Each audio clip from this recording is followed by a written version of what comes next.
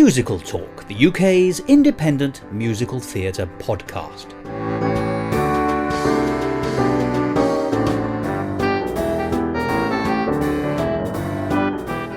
Hello and welcome to another edition of Musical Talk. I'm Thos Ribbits, and I was recently accused of being contrary, to which the only reply, of course, is no, I'm not.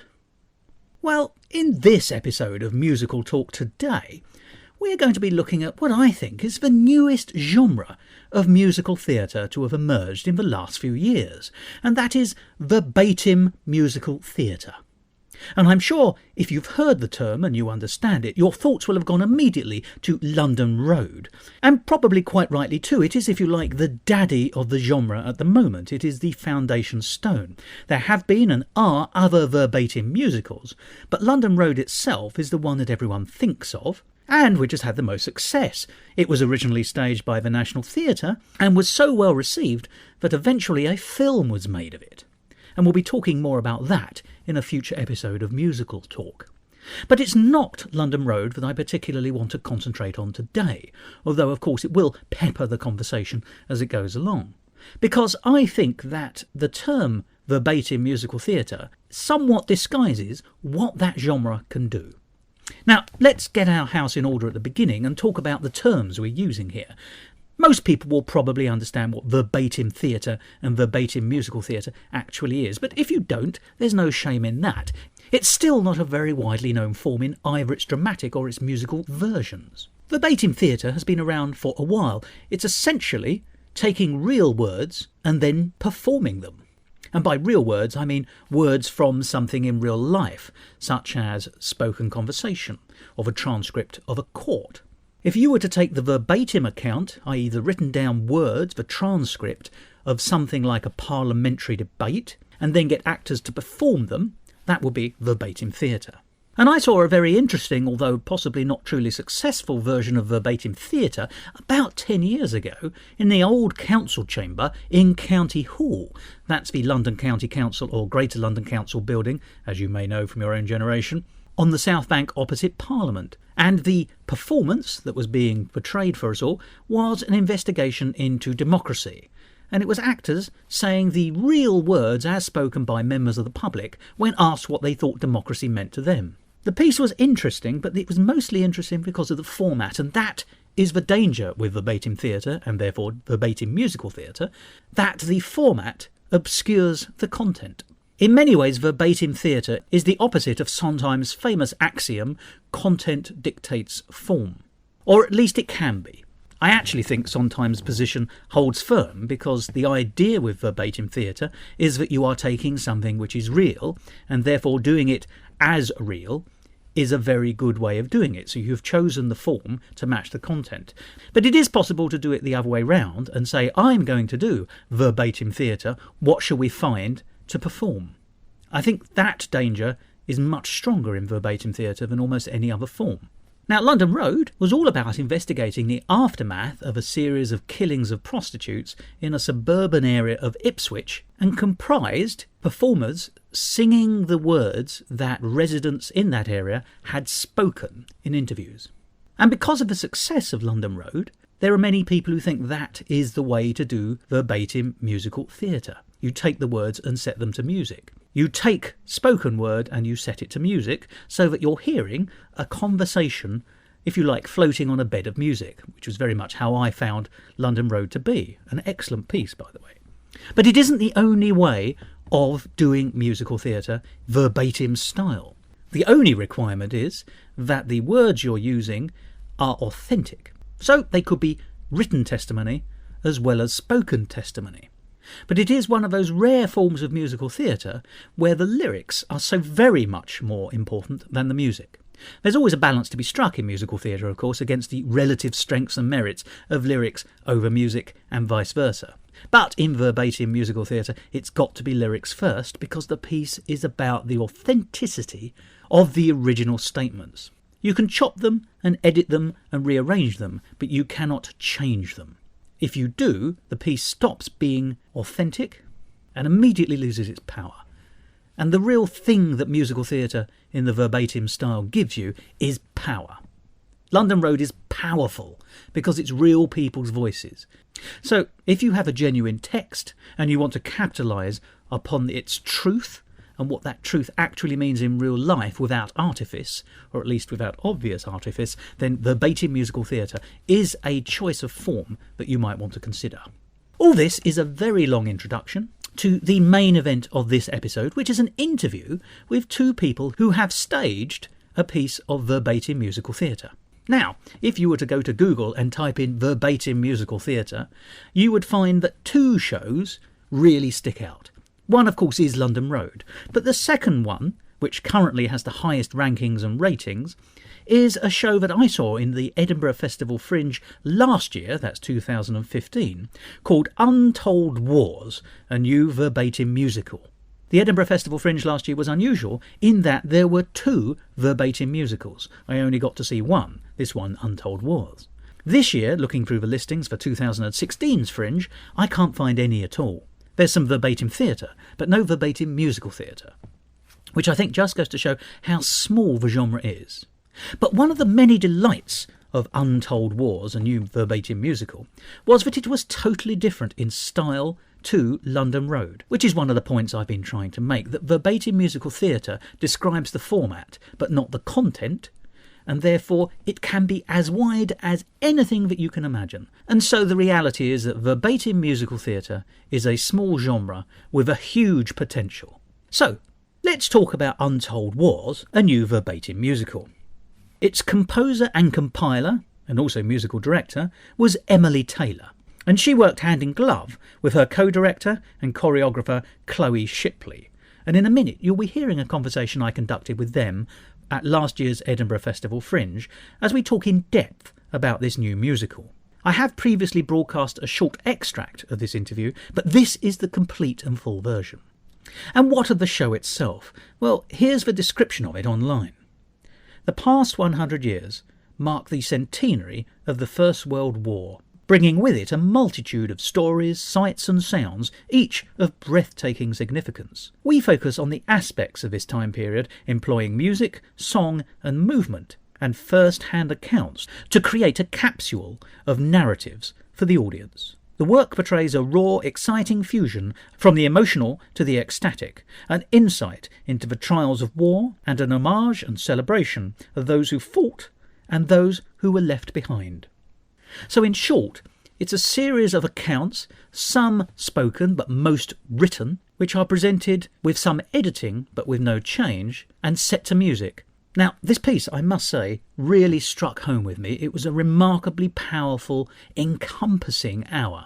It filled the room and one felt engaged with what was going on. And as story followed story, although there were huge differences in the tone and context and feeling, overall it painted a picture, or wove a tapestry, if you like, of different narrative strands which intermeshed to give you a sense of the appalling nature of war, and didn't shirk from showing the noble and the brutal all in one. And it was certainly an incredibly physical piece. I don't think I've seen a better choreographed show in Edinburgh for some time. Every movement was carefully thought through and helped create the atmosphere that was so important in generating the point of the piece. That, I hope, gives you a little bit of understanding of what Untold Wars, a new verbatim musical, was about. But let's now hear that conversation I had with Emily Taylor and Chloe Shipley about that show. And I hope that it will illustrate some of the points I've made already, including the most important one, which is the versatility of verbatim musical theatre.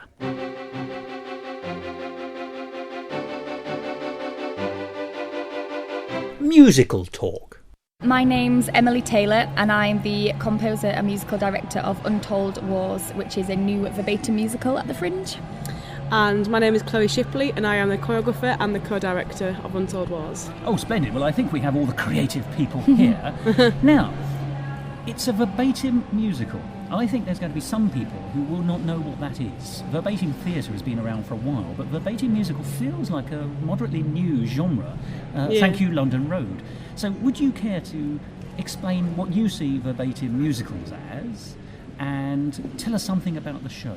Well, a verbatim musical is where the content of the show is taken from real accounts, true stories. And verbatim actually means word for word. So we have used accounts from diary extracts, blogs online, and interviews with people, some we know and some we don't know, and experiences that people have written down and sent to us as the content and the lyrics in our show.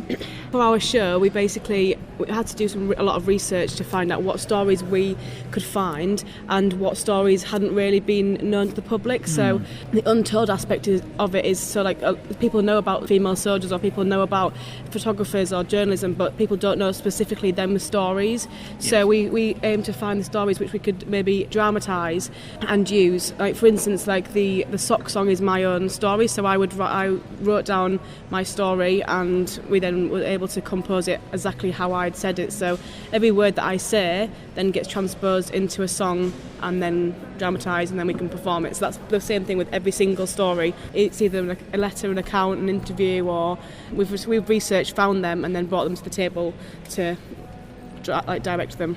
So these basically the private and intimate feelings of people who are either soldiers or connected with soldiers in the military over time, because it seems to run for about a century. There's stuff from the First World War all the way up to now, which goes to show that war is a constant, unfortunately, which is actually one of the themes of your show as well, of course, the opening and closing number, and make that pretty plain. I'm glad you spotted that. Yeah. Well, unfortunately, I also read the papers, so it was contextually it was there too, wasn't it? But you've also... what you do is, as you say, you take these extracts, then you set them to music, having sort of... you stay true to the authenticity of what's being said, but you do have to cut, dissect, rearrange and remodel in order to make a song.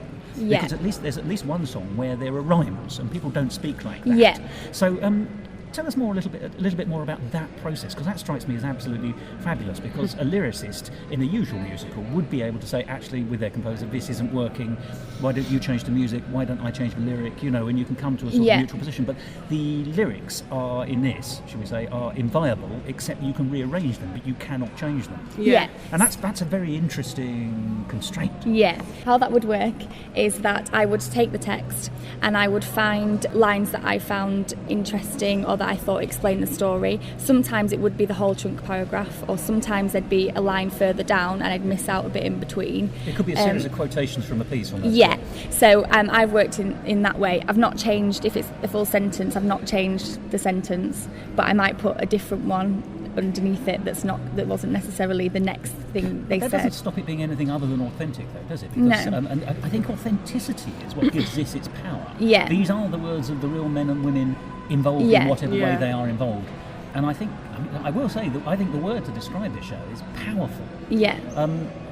Did you get that when you were creating, when you were assembling, I suppose is the best way of putting it? Does the power come from the written word, or is it that transmogrification into a song that really adds something to it? I mean, the words will, of course, mean something. Because words I think it's do both, because when you hear the actual lyrics from some of the things, you kind of put yourself in their situation, and that's what makes the whole characterisation process so powerful and meaningful for us, because it's like we actually become that person, and you kind of have to be truthful to their story. You can't just act it like you want to just go and act a musical. You have to be truthful and do it some justice.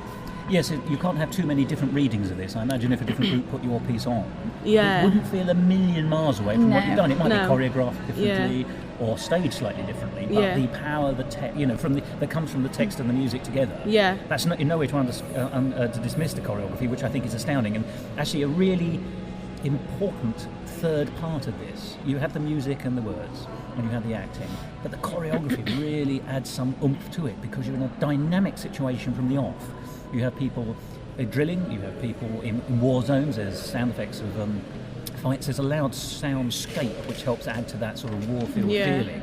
And you have a funeral, you have people, as I say, doing drill and quite difficult work. Yeah. You have there's a fight, isn't there? There's a kind of boxing match kind of thing, which is stagey, almost. I don't mean that in an artificial way, but I mean it's part of the look. You've considered it in the whole. So when addressing a verbatim musical, you think, right, this is what we're going to do. When did you realise that choreography was going to be an important part? Was it always in your early vision, or is that something you thought, we need this extra dimension? I think we wanted to kind of portray how hard it is for soldiers to go through the training thing. We had kind to of be soldiers. Yeah, we first of all decided that we'd split it into like 6 sections. So we'd have like after war, before war, people at home, training and whatever. So the training bit was obviously we found the bit when we had the snipers and we were all charging and things. And then the other part of the training was actually the physical, because obviously to be trained as a soldier you have to be trained physically and mentally. So we wanted to use the physical aspect and make that a scene which people could. We obviously found a monologue. We wrote a monologue that we got from somebody who knew someone who was in the army, so we kind of got all that. We wanted to put that to some movement rather than a scene or a song. Yeah. So obviously Max did his monologue in there, and it was just kind of, as far as the verbatim thing, it was just trying to keep it as real, the choreography as real to what people do. So like I went and took part in a military, like one of those army camp things for an hour just to kind of see what... Just to get a taste of it, yes. Like a boot camp thing. And I went to one of them and then I could see the different things that they were doing and like the drills and the circuits and things. So I tried to incorporate that in the choreography just to kind of show what goes on in like a 5-minute scene. I really like your choice of stories because it never stands still, which of course is also like being in a war zone in some senses, but you never know what's coming next. And you do have very different, very wide range of experiences and a wide range of people having those experiences. I mean, for me, I must say that several of the stories that really stick out actually are the letter to the family from the dead soldier, which was to be written on be read on his death, which actually you set very nicely because it's actually a simple reading by the actor playing that role with a rather lovely sort of hummed elegy, I think would be the best way of putting it behind it. That works really well. So it's almost mock religious, if that makes sense. Yeah. In no way underselling anything about it. I think that works really well. That has a sort of an elegiac feel. I do love your family story of the socks, the inherited knitted baby socks, essentially, which come down through the generations and saw the grandparents through the war, even though they were separated. This is the Second World War in this case. And actually, funny enough, the white feather story from the First World War never fails. The white feather thing is such a horrible part of our history. And I know it wasn't actually touched on this, but actually, funny enough, it's the suffragettes' worst hour. I don't know if you're aware of this, I'm sure you are, but the suffragettes were big white feather handers outer, if that makes any kind of sense. I think not that this is what this is about, but it's a bad period, and there's that moment with the widow of the man who's sort of almost embarrassed into signing up, blames the woman, the unknown woman, that's the word, I think. It's the unknown woman who gave him the feather in the street. I mean, these are very powerful stories. Yeah, I think we wanted to have a bit of a different slant on it because rather than just focusing on conscientious objectors, this man actually wanted to go to war, but they wouldn't let him at first. Yes. When she finally convinced him that it was and the fine. Criteria drops so that he also can. Yes, quite. And then and it is a true. Obviously, it's a true story. And when he actually goes, he dies straight away. And the fact that she had 3 other sons that had also died before is also makes it even more harrowing. So we thought that was one of the most powerful stories because we did find quite a few different stories related to that, but this one was the one that grabbed me anyway. I was going to say, you must have more material than you use. Oh, in which case, so much. What was your criteria for picking what you wanted? Is it simply this speaks to me and therefore it might speak to others? We did have like a lot of scenes which we kind of worked on. So like we'd work on and then we'd see which ones actually fit together and which ones. Sort of workshop them in a way. Yeah. We had. So there's a great deal of real, by the way, traditional musical theatre already in this. You're not a million miles from what people are doing anyway. We didn't necessarily all agree with what we wanted to keep in it. Like, there's some things that I wanted to keep in, but then you just have to. There was like an entertainment. We did like an entertainment song, and for like the men who were coming home, and it was all about. And then a little. We made one of the characters a little girl, and she was singing about her dad in the war, and all the different things could have been in it. And if we had time, we would have 100% put them all in. If it was a 2-act show. Yeah. We would have definitely put it all in, but.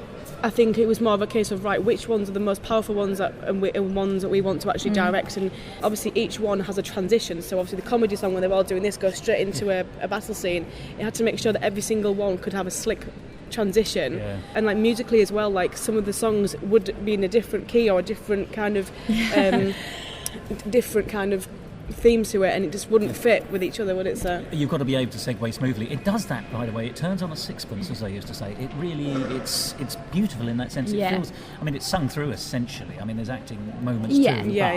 for all intents and purposes, it's fully musicalised for the full 50 minutes, hour of this Edinburgh production, which is wonderful, but it just sort of seeps into the next scene, and there's no jarring moments. Although there is, in terms of, and these are deliberate directorial choices, there are jarring moments, as you say, from a slightly more contemplative moment to the horror of the war, which of course does come if you're in the field, without warning. Suddenly people are singing, and as you say, then the bullets start flying, and they're running for cover. It's all very powerful. I'd like to draw a parallel now between, I hope this doesn't seem too facile, but you have a company of men and women in terms of battalions and armies and things like that, but you also are, as a theatrical troupe, a group of men and women with an aim. So I don't want to push this too far, but you're very physical as a group. It's a very physical piece. What is it like being in that collaborative environment where it is in fact about displaying testosterone and aggression in some cases? We touched on some of this before we recorded actually, but I'm very interested to know how much of the things which are being acted are rolling into real life for you, I suppose. I feel it's okay. Obviously we have got I didn't mean unpleasantly. But obviously we have a production team who kind of keep it all under control kind of thing, and we all kind of work as a team, because I think the whole thing is like, it's the war is like when you're fighting, you are in a team, and I think every day we go out and flyer and we do the warm-ups and everything, and people are constantly asking us questions, and we all kind of, if someone can't answer a question, we all kind of fend into each other, and it is, I don't know. Is it disciplined, I suppose, is the question I'm asking you? Because there are two things that can go on with... I use testosterone as a kind of shorthand for male aggression, I'm afraid, so you'll forgive me for that. Yeah. But there are two things that can happen. As you say, in a non-disciplined environment, you can go spinning off, and it becomes difficult, and that's why armies don't do that. It's about mental training as well as physical training, and knowing what the constraints are, working within barriers as well as barriers and thresholds which are beyond anything that we as civilians can ever imagine. But in a theatrical group, you have to have that discipline, and this seems so much more disciplined as a show, because I think it has to be. Normally, if you were to take, and I don't mean this against any actor, but if you took a standard set of actors and asked them to go through the drill and the training and do this, it would be quite a big ask for a performer, isn't our it? first initial workworkshop with the whole cast was, we did an army basically drill for about 3 hours, where everyone had to be in a line. We had to walk past them, and then they'd say private, whatever, and have to salute them, and we had to be constantly focused from that moment. And we did a lot of like marching drills so that everyone was on the right feet, because obviously nobody knew how to actually march or be a soldier. So somebody in the cast, Pierce, he knew a lot about it because he's got a friend in the army, and we learned that from there. So from that day on, we kind of said, right, this is how it's going to work now. It's a very, very structured rehearsal schedule. We've got so much to do, and they did go for it. I mean, you do have times when you have like a lull in the rehearsal, when people are kind of like, oh, this is like day 7 of physical. Quite. Yeah, and it was everyone very gets draining, wasn't it? I can imagine. And it's very tiring. It's difficult because you've got to be regimented and you've got to be disciplined, but at the same time, the individual characters that aren't when you're a soldier need that time to go away and look at the text, and we use actioning, like where we. How do you think they would deliver it? Because unlike London Road, pretty much all of our material was written. It wasn't actually spoken. So you can't hear the people going and That's the difference between the Verbatim, I think. Yeah, we're a different kind of Verbatim musical than London Road. We also only had a 2 weeks rehearsal period. You look pretty good on 2 weeks. I can't believe we did that in 2 weeks. But we had 10 days from Monday to Friday for 2 weeks, didn't we? So. Yeah, and it's obviously that takes months of listening to be able to do, because what a Lucky Blythe does in London Road, the pitch of the spoken word matches the melody of the music. It's almost as though the conversation, as you say, it is sitting on a bed of music, which fits perfectly, but which is a lovely way of doing it, but it's not the only way of doing it by any means. But what I like doing is, if there's a particular kind of emotion or mood in that I'm feel when I'm reading, I sort of try and portray that in the music and the chords and the melody. So if there's a slight uneasiness, I just sort of improvise for a bit and see what comes out and see what kind of feeling comes out first, and might put an odd note in there that sounds a bit like, oh, that doesn't sound quite right, when you know something shocking's coming up. The discordancy which actually can help prop up an emotional position. Yeah, exactly. yeah. I mean, in some senses, I think actually you are doing a slightly different thing anyway, because I think there's more tangible songs in yours. Yeah. You have tailored your text to make. And once again, there's no right or wrong way of doing this. Yeah. So like, this isn't a judgmental, it's just an observational position. No. But I think that there are things you can pull out as songs. I mean, there are in London Road as well, but it's almost series of harmonies in London Road. Yeah. It's, you're as though the lines on the stave are all interweaving with each other. That's the way it feels. This is different again in the sense that it is, the songs come, they feed into the next one, but there is a distinct and discrete feel to each song, which actually helps, I think, because there is an element, it's a sketchwork piece in a way, isn't it? It's not telling a wider narrative, it's almost a review in the old-fashioned sense of, as you say, the untold stories, and that's one of the lovely little sort of keyholes into reality. But I like that very much. But there must be technical difficulties with that. I've got to ask this, when you are taking things verbatim, even with the best will in the world, you can't restructure every sentence. When you're making a song, you can find rhymes and you can move things around, but actually there are going to be times, I suppose, when scansion can or must be difficult. Yeah. How do you deal with that? How do you think? Really want to use this sentence, but it's got one too many syllables in it. It's going to. Do you force the words to fit the melody? Do you change the underscoring, or you just push it through and I think hope for the best? it's different for every time. Like sometimes I've had to change the time signature at the end of the song so that it would fit, or sometimes we've had to go into more, speak that bit a little bit instead, if it doesn't seem like it really fits comfortably, let's because it might fit narratively, but it may not fit scansion wise. Or sometimes I've completely scrapped that bit and then gone, right, as in the music and started writing it again, because I know completely reset it. The White Feather song, for example, was different before I rewrote it again. I've got to ask this. Going back to the stressful nature of what you're putting your actor through on stage, have there been any moments when people have said, this is really too much almost? Not left or anything, but I'm just saying, that finding the work out too much. Because, forgive me, and once again, this sounds very facile, but there are a couple of scenes where, there's a scene where two chaps stripped to the waist and box. Yeah. And then there's another chap where, it's actually a very striking story, where he's been bitten by hornets. And in fact, he had an allergic reaction, which is going to take him out of the theatre of war. And you can see his pain and despair at the end, because that's not how he wanted to leave the theatre of war. But actually, he's when he's writhing in agony, there's physical torment in there. Yeah. So there's lots of physicality, and it seems, as you said afterward, tiring. You haven't been partying after the show because you're an evening show, aren't you? Yeah. I mean, I'm just very interested in. Has anyone said, I can't believe soldiers go through this, this is too much for me?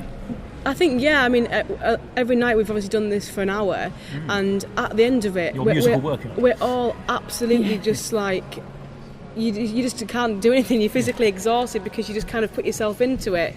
I mean, with some musicals, it's military aerobics. Yeah, with some musicals, you play a lead role or you play the chorus member, and you're on for some scenes, you're off for some scenes. I mean, the boys. And then you're in the green room. Yeah, the boys physically start on stage and they don't come off until the end of the Hornet scene, which is pretty much a third way towards the end. It is. And they come off and they're just absolutely drenched, and you're just like, but that's not to underestimate what the women are doing as well. Well, women rolling around the stage being shot at. We have one scene where we can come off and whatever, but it's constant. It is absolutely constant. And they were told at the beginning of the process, right, this is what we're doing. It's going to be a very, very physical piece, and we all do like dance and physical stuff. So I think it is a case of.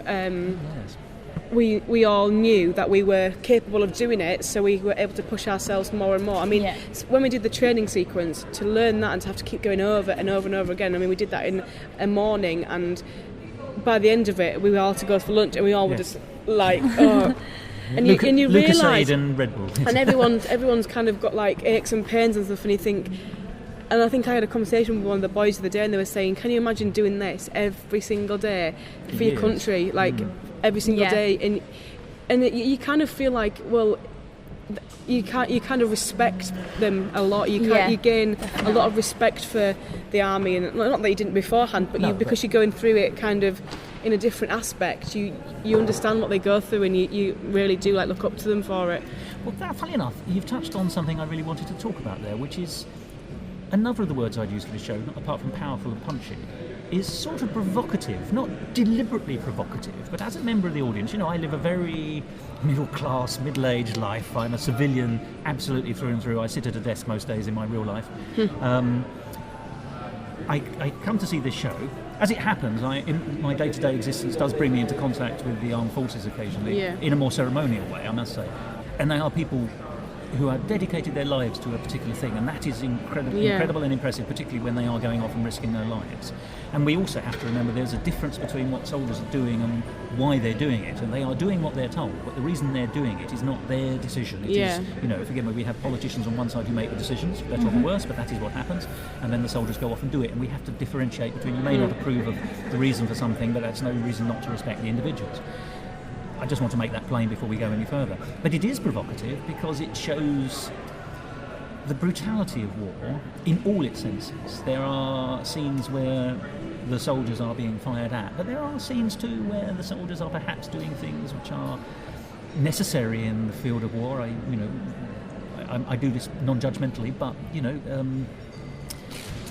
there's a question, isn't it? One of the soldiers said, "Can I kill a family? Can I kill a civilian? Can I kill a child?" And that is illustrated and shown. And there's also the scene with the photographer, where the photographer is talking about having been a sort of passive observer while these dreadful things are taking place, and then they reenact. You have the actors reenact the shooting of a child, of someone in the head, kind of thing, which is one of those famous photographs. Yeah. So it's powerful again, but it's asking you to accept the whole gamut of what war is. It isn't just the nobility, there is brutality. There is brilliance and great, and there is cruelty and wrong. And that's all there, and your stories have told that.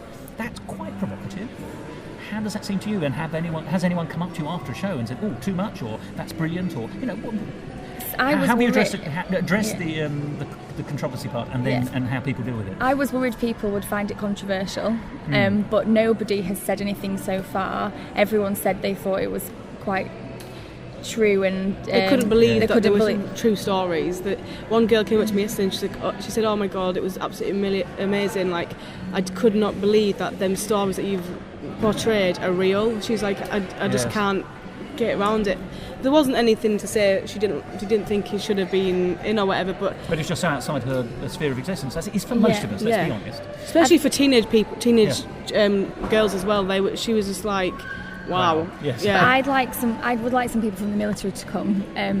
I don't know if they have come. They haven't spoken to us if they have, because I'd like to see what they think about this.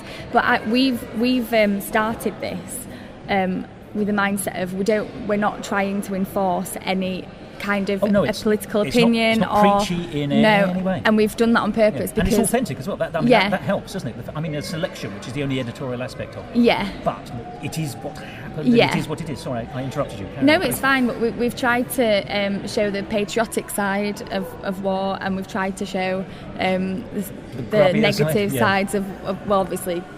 You can't really get away from that, but I mean, negative is a big part. But I know you mean also the bad behaviour as well. Yes, we've tried to.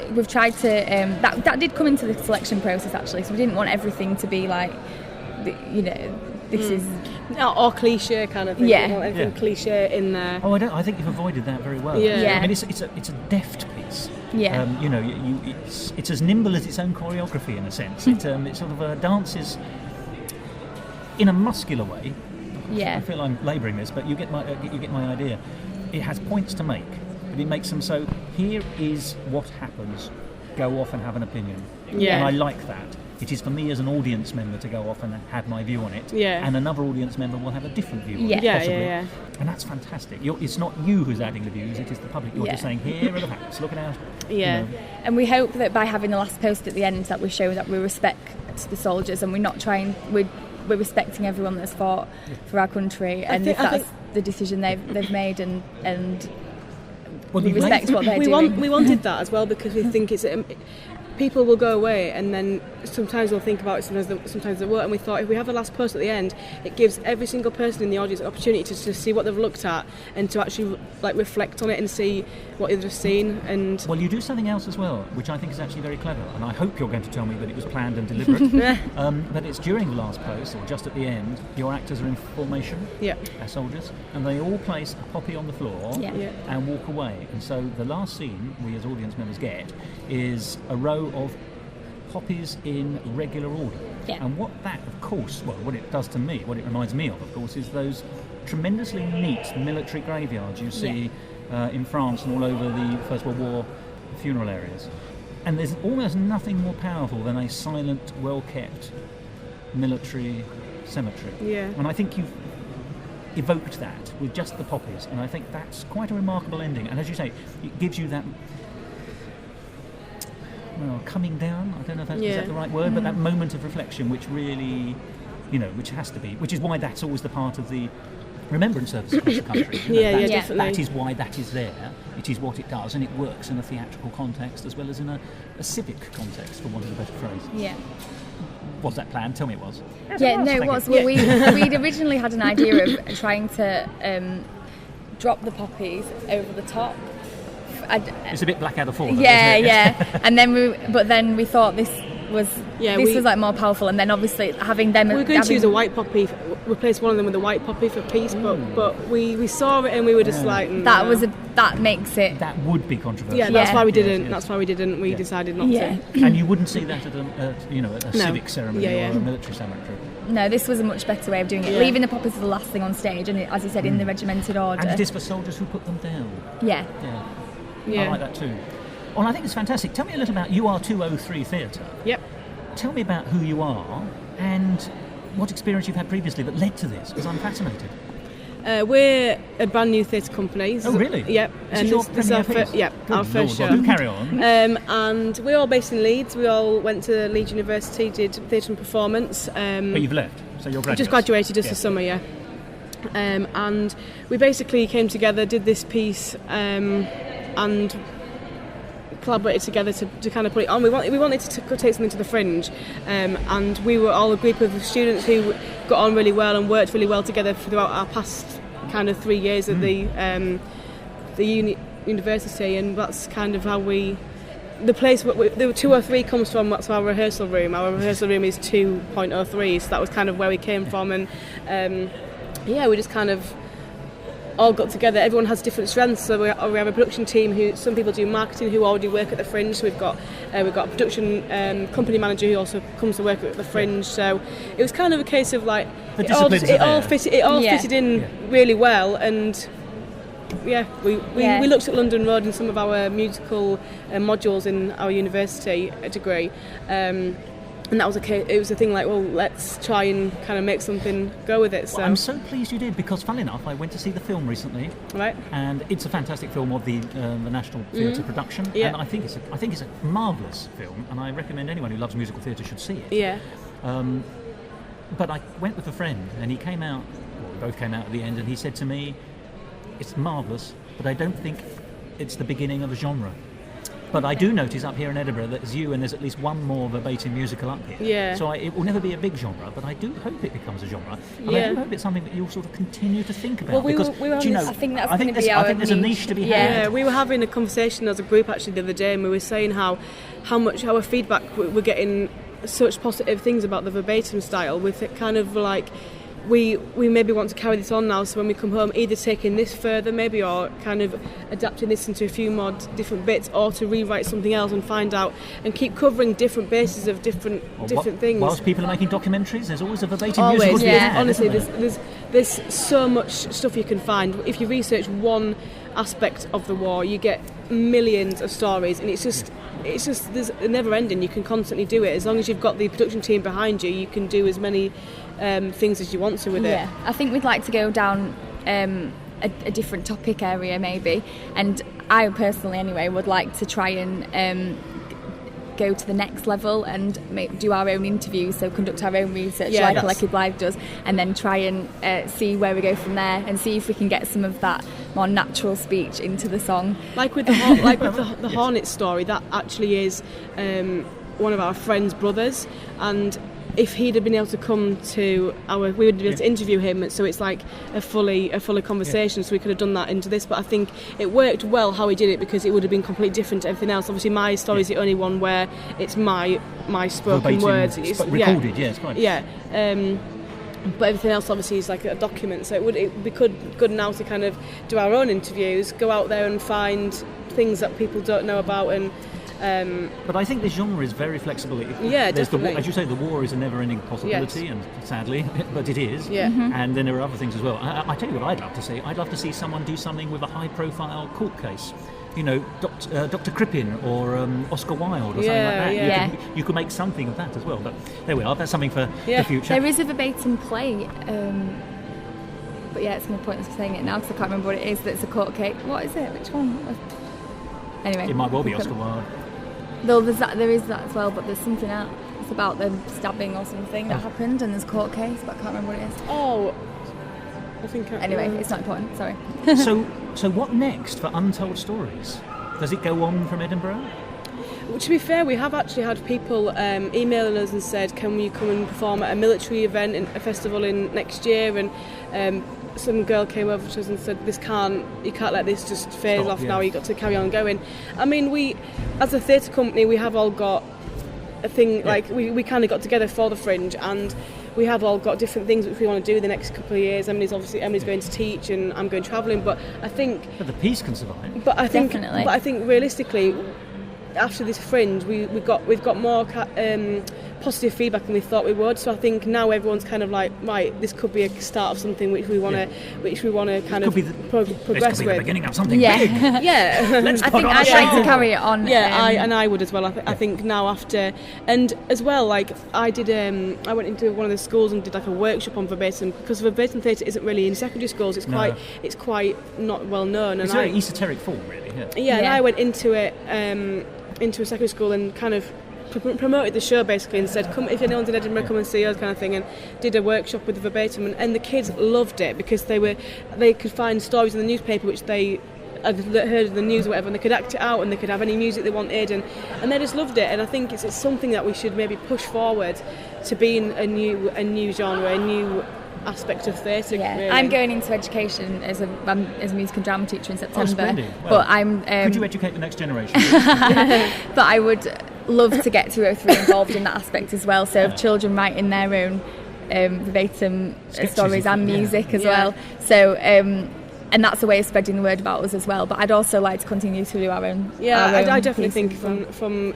our view about it 3 weeks ago to now is we're very, very committed to wanting to do some more things with it, so look out for it. Well, thank you very much for agreeing to talk to me and talking about verbatim theatre as a genre, but mostly thank you for bringing up Untold Wars. It's a fantastic show, and I really hope that people will come and see it in droves and that it has a life after Edinburgh. Thank you.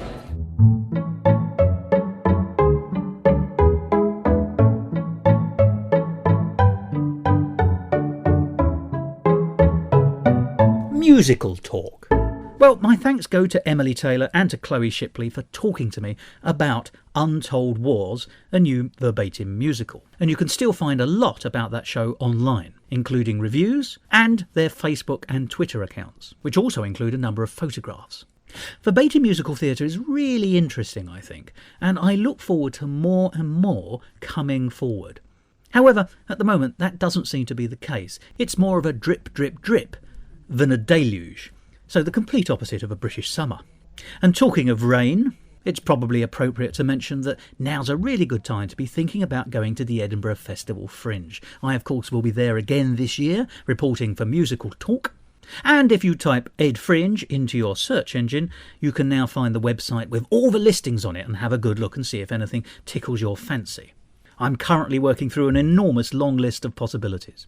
And if any of the shows I see this year are as good as Untold Wars, a new verbatim musical, I shall be well satisfied. Well, that I think brings this episode of Musical Talk to a conclusion. Or it will do once I say the magic words which close everything down. You know what they are, and here's me about to say them. I'll count it down. 3, 2, 1. Goodbye.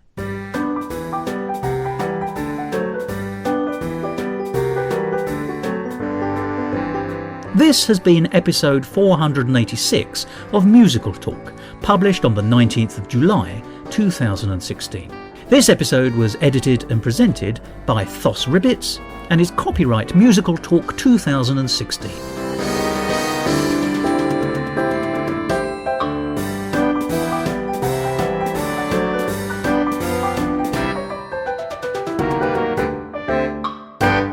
To find out more about the world of musical talk and listen to past episodes, go along to our brand new website, musicaltalkpodcast.weebly.com, or subscribe to us on iTunes, and follow us on Facebook and on Twitter. And if you want to follow me on Twitter, you can, at musicaltalkthos. I know. Well, it's a testosterone fuel show in some senses, is it not? Yes. Yeah. I've never lived with a bunch of lads before. It's quite interesting. I could tell that there was... Shall we put... You could smell it in the air in the show last night, I thought.